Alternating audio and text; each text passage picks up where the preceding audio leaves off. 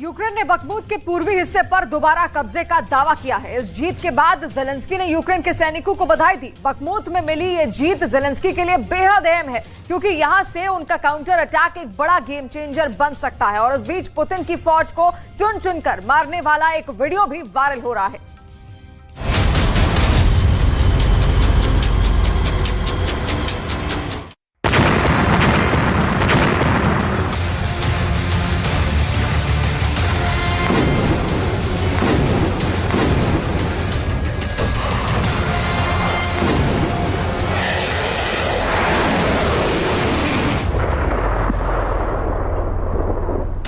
Ukraine का Bakhmut इस वक्त सबसे बड़ा वॉर जोन बना हुआ है।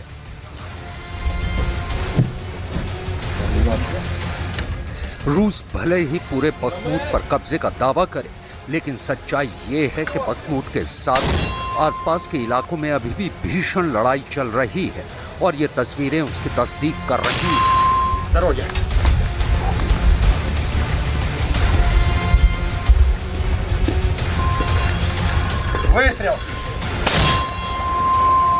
इस वीडियो की एक एक डिटेल देंगे आपको, ये भी बताएंगे कि इसे किसने जारी किया है।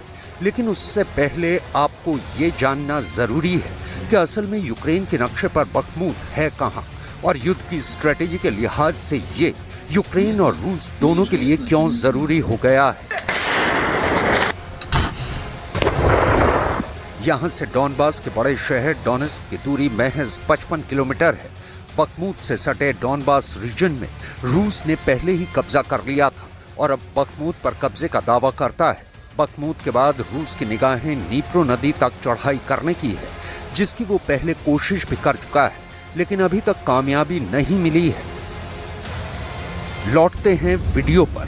इस वीडियो को जेलेंस्की की सेना ने जारी किया है और ये लड़ाई बखमुत के बेहद करीब डोनेत्स्क में चल रही है। वीडियो की एक एक फ्रेम को गौर से देखिए। सबसे पहले यूक्रेन का एक सैनिक दूसरे सैनिक को वायरलेस से एक संदेश भेजता है।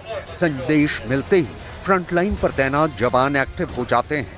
वहां मौजूद एक सैनिक ड्रोन कैमरा सेट करने लगता है, जबकि दो सैनिक 110 mm की मोर्टार निरीक्षण करने मैदान में उतर जाते हैं। ये मोर्टार बहुत ही खतरनाक मानी जाती है। इसका गोला किसी बड़ी तोप की ताकत रखता है। अब फ्रंट लाइन पर तैनात चौथा सैनिक मिसाइल तैयार करने लगता है। देखिए कैसे सैनिक मिसाइल को तैयार कर रहा है, ताकि मोर्टार से उससे दुश्मन को निशाना बनाया जा सके। अब सारी परख हो चुकी है, टारगेट सेट किया जा चुका है, बस फायर करने की देरी है। सीनियर ऑफिसर से निर्देश मिलते ही मिसाइल फायर कर दी जाती है। यह मिसाइल रूस की सेना की एक टुकड़ी पर गिरती है। जिस जगह पर मिसाइल गिरी वहां पर एक सैनिक तुरंत हलाक हो गया, जबकि बाकियों के बीच भगदड़ मच गई। रूस के सैनिकों को समझ नहीं आ रहा कि वो क्या करें। देखिए फिर कैसे क्या हुआ। निशाना सेट किया, हमला हुआ और फिर बड़े धमाके के बीच एक सैनिक की मौत हो गई। Тобто ми просуваємось по флангам. Мені складно там коментувати ситуацію взагалі, там, знаєш, з контрнаступом, ситуацію там, яка є там, наприклад, у інших підрозділах, як вони просуваються. За себе можу сказати і за мій підрозділ відповісти, що ми просуваємось, виконуємо бойові завдання, поставлені нами вищим командуванням. Тому все потихеньку, все. यूक्रेन के सैनिकों को रूस से कड़ी टक्कर मिल रही है। रूस के सैनिक भी डोनेत्स्क रीजन में ही यूक्रेन पर जबरदस्त हमला बोल रहे हैं। रूस की सेना की तरफ से जारी किए गए इस वीडियो को देखिए। रूस ने यूक्रेन के टैंकों को चुन चुन कर निशाना बनाया। रूस के रक्षा मंत्रालय की तरफ से ये दावा किया गया है कि इस हमले में यूक्रेन को बहुत नुकसान पहुंचा है। Противник начал крупномасштабное наступление на 5 участках фронта на южнодонецком направлении, введением в бой 23-й и 31-й механизированных бригад из состава стратегических резервов Вооруженных сил Украины при поддержке других воинских частей и подразделений.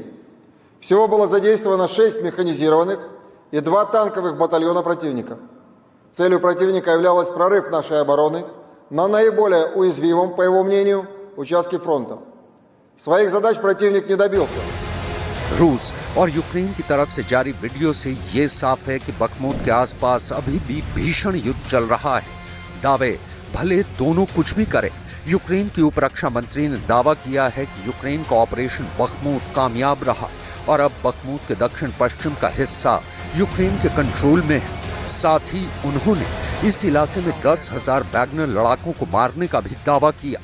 Військові там готові до будь-якої зміни обстановки.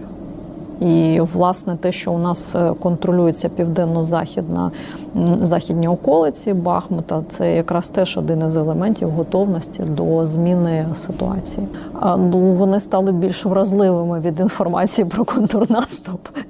Дача оборони Бахмута була виконана, і станом на зараз вона виконана. Що це така за військова задача? Значить, вона мала декілька напрямків. Перше – це знищення ворога, і, власне, десятки тисяч вагнерівців там знищення. Якби їх там за цей час, за час оборони Бахмута не знищили, то можна собі уявити, що всі ці десятки тисяч рушили би вглиб української території. Їх там зупинили, знищили, вони вже більше нікуди не підуть. А зменшена наступальна... बखमुत और उसके आसपास के शहरों में जारी जंग में दोनों देशों को बड़ा नुकसान पहुंचा है। ब्रिटेन के रक्षा मंत्रालय ने बखमुत में रूस के नुकसान पर रिपोर्ट जारी की है। इसके मुताबिक बखमुत में हर 19 इंच यानी 48 सेंटीमीटर जमीन पर कब्जे के लिए रूस के एक सैनिक को जान देनी पड़ी। यूरोप के देशों के मुताबिक बखमुत में रूस के 20,000 सैनिकों की मौत हुई। इनमें से आधे वैगनर ग्रुप के लड़ाके थे। बखमुत की जंग में रूस के 60,000 सैनिक घायल हुए, जबकि अमेरिका के मुताबिक यह आंकड़ा 1 लाख हो सकता है। बखमुत का क्षेत्रफल करीब 42 वर्ग किलोमीटर है। यहाँ की आबादी करीब 73,000 हुआ करती थी।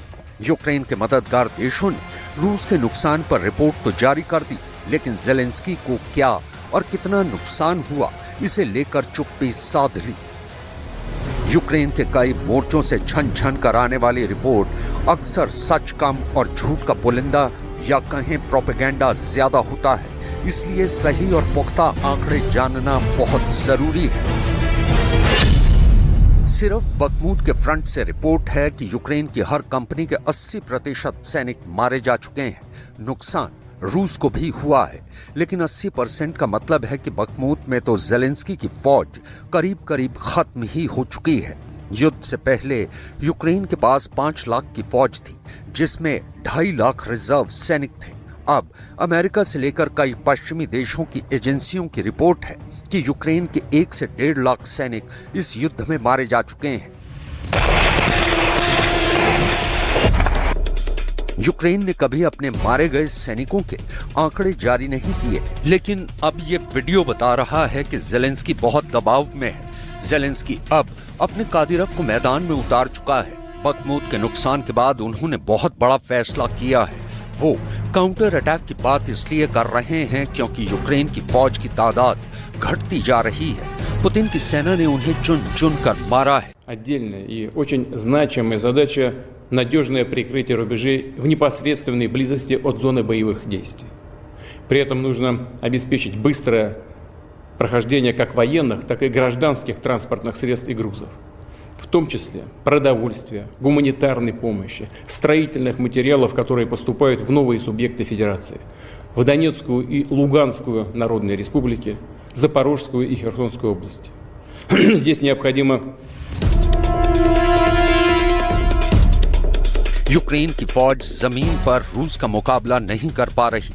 यही वजह है कि अब यूक्रेन का पूरा फोकस एयरफोर्स और हवाई हथियारों पर है, और इनमें सबसे नया नाम है स्टॉर्म शैडो क्रूज मिसाइल का। ये मिसाइल फाइटर जेट से फायर की जाती है। ब्रिटेन से मिली इस मिसाइल को लेकर जेलेंस्की का जोश बहुत हाई है, और अब उन्हें यकीन है कि इस मिसाइल से वो रूस को रोकने में कामयाब होंगे। लेकिन इस मिसाइल की रिपोर्ट क्या कहती है, इस पर पुतिन की खास नजर है।